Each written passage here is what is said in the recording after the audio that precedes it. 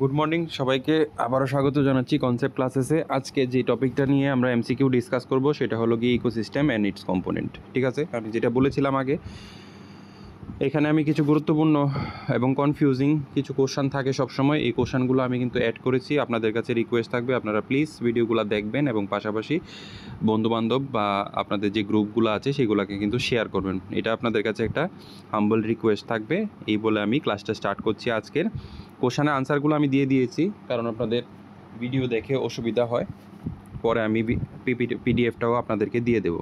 ঠিক আছে, প্রথম কোশ্চান যেটা আছে, which of the following is a biotic component of ecosystem. Biotic component বলতে আমরা বুঝি সজীব উপাদান। ঠিক আছে, নিম্নলিখিত কোনটি একটি বাস্তুতন্ত্রের জীব উপাদান? এটা হলো গিয়ে ছত্রাক। আমরা বললাম which ecosystem has a highest biodiversity. Tropical rain forest যেটা, এটা বায়োডাইভার্সিটি বেশি থাকে।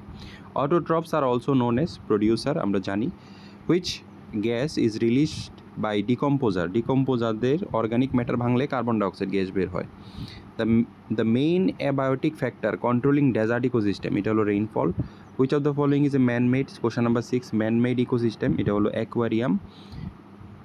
তারপরে হলো গিয়ে which organism occupies the first trophic level. Obviously producer.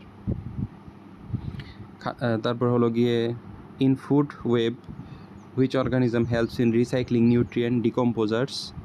Question number 9, the pyramid of energy is always upright.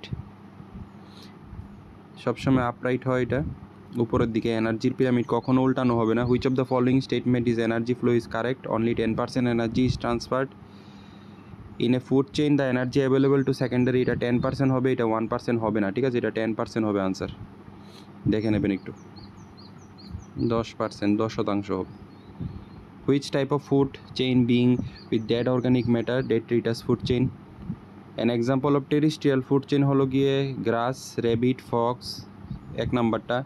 Insect, frog, snake, জলে থাকে frog, snake অনেক সময়, এটা নাও হতে পারে, কন্ট্রোভার্সি আছে এই কারণে।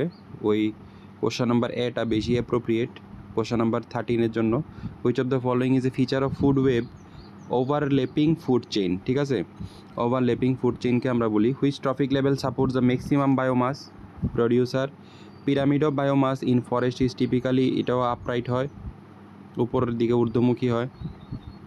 Which of the following is a decomposer in food web. Earthworm, এটা হলো প্রডিউসার। হার্বিভোর, কার্নিভোর হবে 18 নাম্বারটা। In which ecosystem the pyramid of biomass is inverted. Question number 19, ocean, এটা হলো গিয়ে ইনভার্টেড হয় ওশেনের মধ্যে, এটা উল্টো হয়। Which of the following represent the parasitic food chain. কী বলেছে দেখবেন, which of the following pyramid of biomass, biomass বলেছে কিন্তু, ঠিক আছে, নাম্বার না, এনার্জিও না। Which of the following represents the parasitic food chain. Tree, bird, lice, পাখির গায়ে উকুন থাকে। ঠিক আছে, এটা গাছ, পাখি, উকুন। Which of the following includes all ecosystem on earth. Biosphere, সবাইকে, বায়োস্ফিয়ার জীবমণ্ডল। লিথোস্ফিয়ার, হাইড্রোস্ফিয়ার, অ্যাটমসফিয়ার, যে জায়গাতে মিলিত হয় সেটাকে আমরা বায়োস্ফিয়ার বলছি। Which region is known as hotspot. Western Ghat in India. যে হটস্পটের মানে হলো গিয়ে যেখানে স্পিসিস ডাইভার্সিটি এবং স্পিসিস রিচনেস বেশি থাকে। Biodiversity rich in tropical rain forest. Which of the following practices does not help in biodiversity conservation. Deforestation. Which level of biodiversity refers to variety among ecosystem. Ecosystem diversity. Conservation of biological diversity was signed on 1992. Which human activity major threat to biodiversity. শহরীকরণ, urbanization বা নগরায়ন। Which of the following is ex situ conservation. Seed bank. ঠিক আছে, which international day observed as biodiversity day. 22nd May. Which of the following is the full form of IUCN, International Union for Conservation of Natural Resources? B number option. তারপরে হলো গিয়ে which of the following is a renewable resource? Solar energy, renewable resource. Which of the following is not a renewable resource? Wind energy, not a non-renewable resource.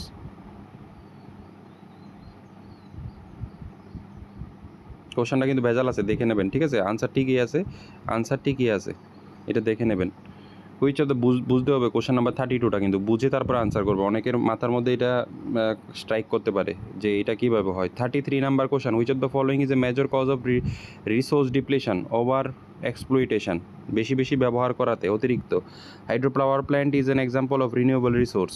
Which fossil fuel has the highest carbon content. Anthracite, পোড়ালে বেশি carbon বের হয়। Which resources is obtained from decade remaining? Coal. Which of the method conservation of renewable resource? Recycling. Geothermal energy derived from Earth's interior heat.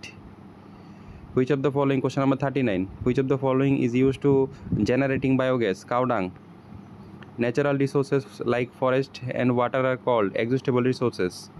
শেষ হয়ে যাবে একদিন, ঠিক আছে? Which of the following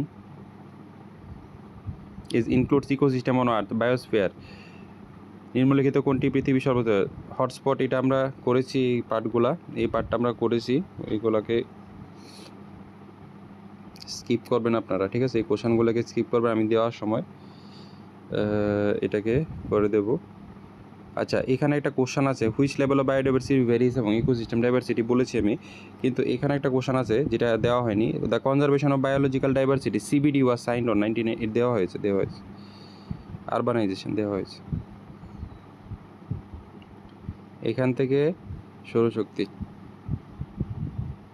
দেওয়া হয়েছে 35 40 অবধি আমরা চলে যাব, জিওথার্মাল এনার্জি 40 অবধি চলে যাব। তারপর হু কয়েন দ্য টার্ম 40 অবধি চলে গেছি আমরা, 40 অবধি দেখবেন না আপনারা, 41 থেকে দেখবেন। এরপর হু কয়েন দ্য টার্ম বায়োস্ফিয়ার, এটা হলো গিয়ে এডওয়ার্ড সুয়েজ, ঠিক আছে? এডওয়ার্ড সুয়েজ যিনি প্রথম বায়োস্ফিয়ার ওয়ার্ডটাকে ব্যবহার করেছেন, কয়েন দ্য টার্ম, ঠিক আছে? Who coin the term ecosystem? Arthur Tansley, A G Tansley, যার নাম পড়েছি আমরা, ঠিক আছে? Who coin the term ecosystem? Who coin the term ecology? এটা হলো গিয়ে আর্নস্ট হ্যাকেল, ঠিক আছে? Who coin the term biosphere? এটা হলো এডওয়ার্ড সুয়েজ, এটা আমরা দেখেছি, দুইবার এসছে। ইকোসিস্টেম, ইকোলজি জানি না কি হয়েছে, এটা দুইবার করে আসছে, ঠিক আছে? Eugene P Odum is known for his contribution of. Eugene P Odum কেন বিখ্যাত?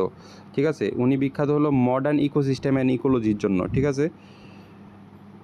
হু কয়েন দ্য টার্ম ইকোস্ফিয়ার? ইকোস্ফিয়ার হলো গিয়ে জি ইভেলিন হাচিনসন, ঠিক আছে? জন হাচিনসন বলা হয় ওনাকে, তো উনি এই জিনিসটা করেছেন। Father of bio ecology, bio ইকোলজির ফাদারকে? বায়ো ইকোলজির ফাদার হলো গিয়ে ভি শেলফোর্ড, ঠিক আছে? ভি শেলফোর্ড হলো গিয়ে আনসার। তো এই হলো গিয়ে আজকের কোশ্চেনগুলো। আমি আবারও সবার কাছে রিকোয়েস্ট করব যে আপনারা কাইন্ডলি ভিডিওটা চ্যানেলটাকে সাবস্ক্রাইব করবেন, ভিডিওগুলোকে শেয়ার করবেন এবং অবশ্যই লাইক কমেন্ট করবেন, এবং যে গ্রুপ আছে আমাদের বা কমেন্ট বক্সেও আপনারা জানাতে পারেন যে কোন কোন গ্রুপে জানালে ভালো হয়, কমেন্ট বক্সেও জানাতে পারেন, কোনো অসুবিধা নেই। যে আপনাদের কোন কোন জায়গাগুলোতে অসুবিধা আছে, এখন অসুবিধা থাকার কথা না, যদি থাকে তাহলে আমি কিন্তু ক্লাসগুলো আপনাদেরকে বুঝিয়ে দেবো, ঠিক আছে? থ্যাংক ইউ সবাইকে ক্লাসে থাকার জন্য।